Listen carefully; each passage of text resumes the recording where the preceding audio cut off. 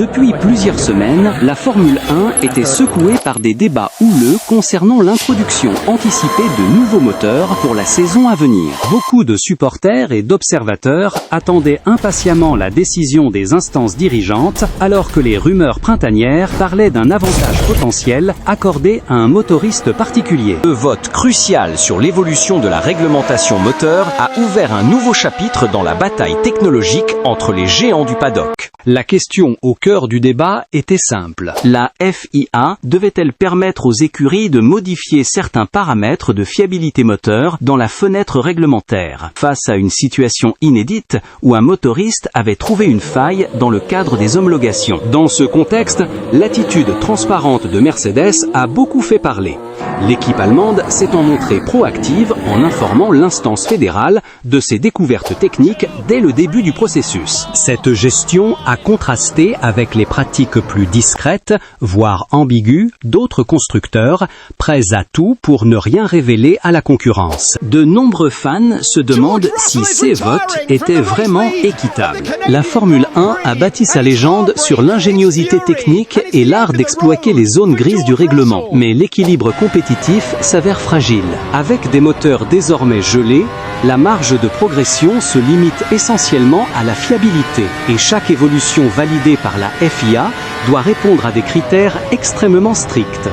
Or, lorsqu'une équipe joue la carte de la transparence, peut-elle être pénalisée au profit de celle qui avance masquée? Du côté des patrons d'écurie, les avis sont partagés. Certains saluent la loyauté de Mercedes, estimant qu'un dialogue ouvert avec la FIA contribue à un climat de confiance et à la sécurité globale du championnat.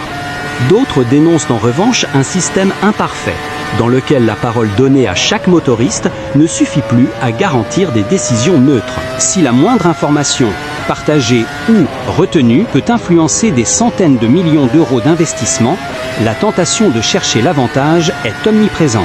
La FIA, elle, tente de jouer les arbitres impartiaux en rappelant que toute modification majeure doit passer par une procédure formelle, accompagnée d'une justification technique solide. Cependant, la frontière entre amélioration légitime et gain de performance déguisé reste ténue.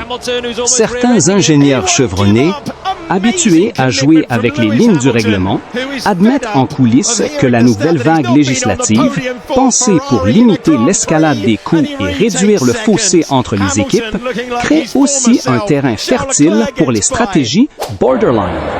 Pour les passionnés de F1, ce contexte met en lumière un aspect fascinant du sport. La bataille ne se joue pas uniquement sur la piste, mais aussi dans les coulisses et à travers des réunions interminables au siège des instances internationales.